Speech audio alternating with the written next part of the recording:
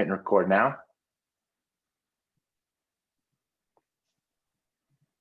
This is Rick with Short Arm Solutions, Cybersecurity and IT Professional Podcast, where industry leaders share their insights. It is 6 questions in 9 minutes because hackers never sleep. So let's get to it.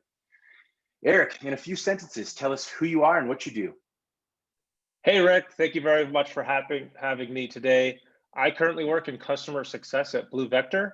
My job is to take paying customers, take what they want to achieve, the pie in the sky, and turn it into tangible steps to make sure they achieve success, and do that with a smile on their face. Nice. Smiling customers, right? Happy customers are the best. Question number 2, what's the best thing about being a cyber professional?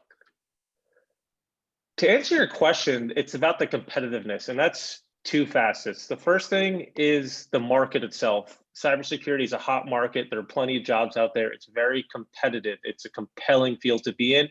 And 2, it is specifically competitive. You noted earlier that adversaries never sleep. You're always working against someone. You're trying to beat something. And that what is victory always changes based on what other adversaries are doing. And so I really enjoyed the competitive landscape of cybersecurity. Nice. You're a competitive person like myself.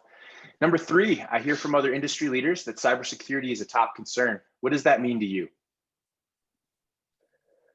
That means a few things to me, but the first thing I think of is cybersecurity is a headline grabber, but it's also an unknown. At the top of many organizations, they want to avoid the headlines, but they're not exactly sure how to do it. So it's top of mind because not only is it a detractor if you're in the headlines for cybersecurity reasons, and I'm talking from a company perspective, but also many folks don't know how to get out of the headlines. It's not as tangible sometimes as steps. So it can be top of mind because it's something you don't know. Just think about in your personal life, if there's something you're not sure how to achieve, it'll end up elevating and be in the back of your head, or be a monkey on your back. So I think part of it is they want to not avoid the headlines. And so that can be a big detractor and also an unknown in business. Nice. Question number 4, what piece of insight do you want to share with other cyber experts? Don't be intimidated. So I've been working in cybersecurity myself for only 1 year. I've learned quite a bit over the past year in terms of what are the actual different realms of cybersecurity, what is success for organizations, and I'm continuing to learn every day. Most of my working experience in my life is actually not in the cybersecurity industry, but I recently made a transition.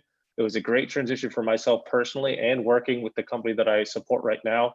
So if you're a person that's sitting there listening to this and thinking, I'm already excluded from the cybersecurity industry, there's no way I can get in, do not think that. Nice. So reach for the stars, and in this case, maybe reach for the hackers and focus on what you want to get done.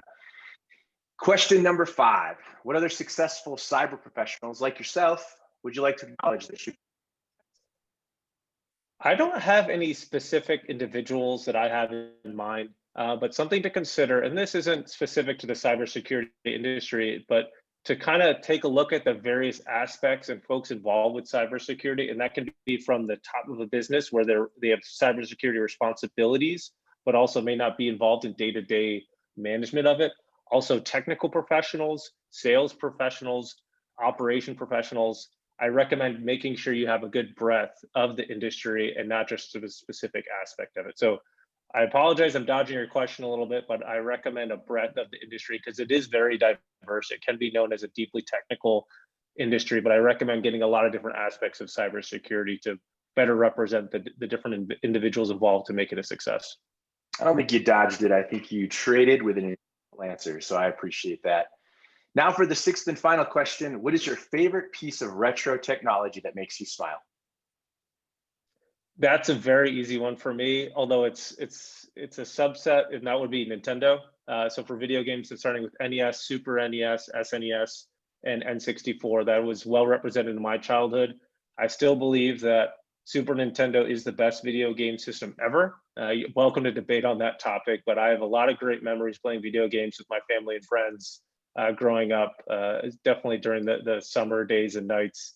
Not in school, spent a lot of time playing video games. So I would choose the Nintendo system, specifically the 3 I mentioned, as being kind of retro technologies that really make me smile. And I haven't owned anything after PlayStation 2. So any of the future ones, I'll have to exclude myself from conversation on those. So you're truly retro. I love the Super NES as well. NBA Jam was definitely my game of choice for the longest time. So Eric, you did it. 6 questions in 9 minutes because the best know how to be concise and when to end. What's your website? Wait, what? What's your, you work for BluVector.io? Yes, BluVector.io. Perfect.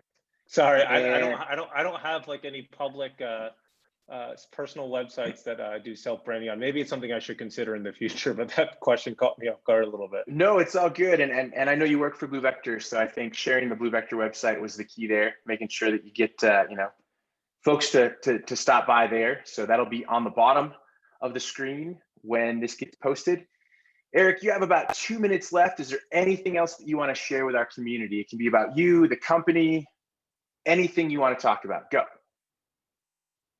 Nothing specific or that's new from what I said earlier. I think folks should not be intimidated by being a part of this exciting industry. As I noted, it's competitive in both as a market or an industry specific in terms of what's available from a job perspective, but also the jobs are competitive as well. As I said, in cybersecurity, if you're working on defending something, you're going against an attacker that is extremely intelligent and very resourceful. So it's a very competitive industry, but don't be afraid to join.